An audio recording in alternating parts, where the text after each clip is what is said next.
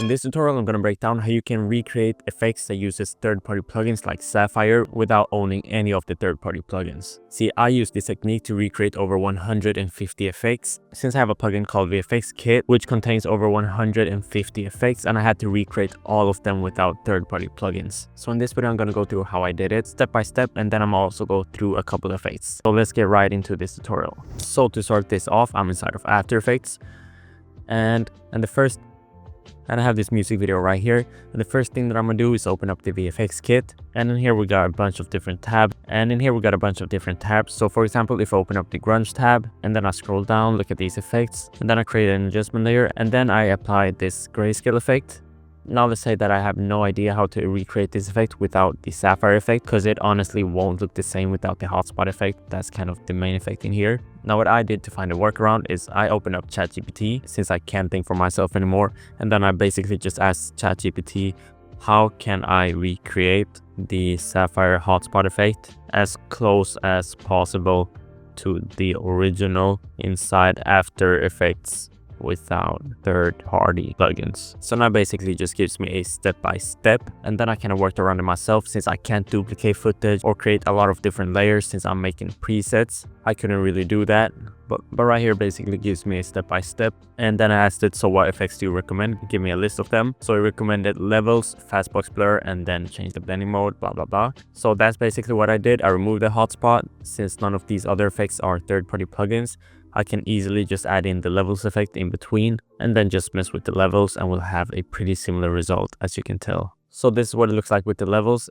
and this is what it looks like with the hotspot. So it's actually really similar, and I basically went through this 150 times to recreate every single effect inside of the VFX Kit, and this technique was actually really useful. It didn't take me longer than like a month, but at least now I've recreated every single effect without any third-party plugins, so you don't have to do it yourself. So now I'm going to break down some of the effects that I've recreated using this technique. Right here I have a rotoscope scene, as you can tell, and I'm gonna just add on a refined soft matte to give my mask a little bit of a feather. So I'll drag down the additional edge radius and bump up the feather to something like this. Then I'll duplicate this layer, remove every single effect from the background layer, and then I'm gonna open up the VFX Kit default version. And if I open up the Roto Effects tab, right here we have a bunch of different roto effects, and the one I'm gonna break down this time is this vortex blast, and it looks like this. Now this scene do have this kind of fisheye look, so it kind of messes up right here with these black parts, but it's still a really sick effect, as you can tell. And the effects that I use to create this is a motion tile, then a flow motion to get that kind of sucked up feeling, pause, and then a tritone for the coloring, and then a displacer pro to get more of that kind of trippy style.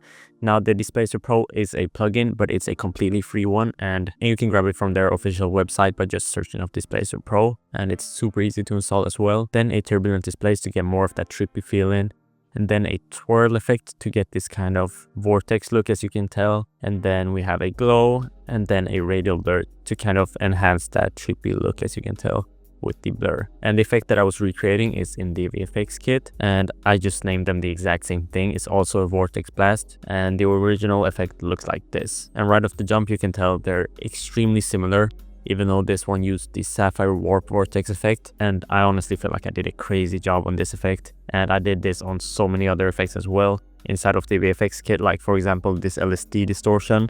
As you can tell, we have this kind of trippy look. Once again, the VFX Kit original version, we have the LSD distortion, and it looks like this with the Sapphire effects. And once again, I used the exact same technique. And another effect that I love to break down is this Grunge Osama-san effect that is in both the VFX Kit default and add-on version. And this is what the effect looks like.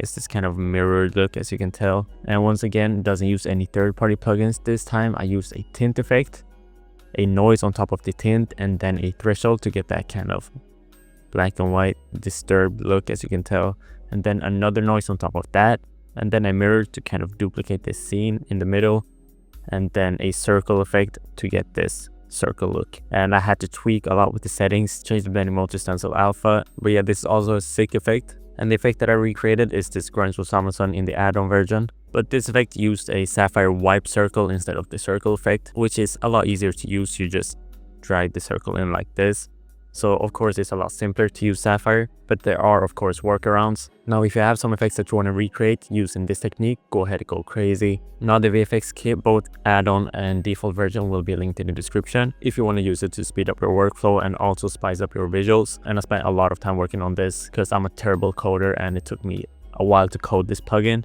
But thank you so much for watching. Hope you enjoyed, and I hope you enjoyed the VFX kit as well. Follow me on IG. I just document a lot of the journey over there and just also a lot of songs. But thank you so much for watching. I'll see you in the next one.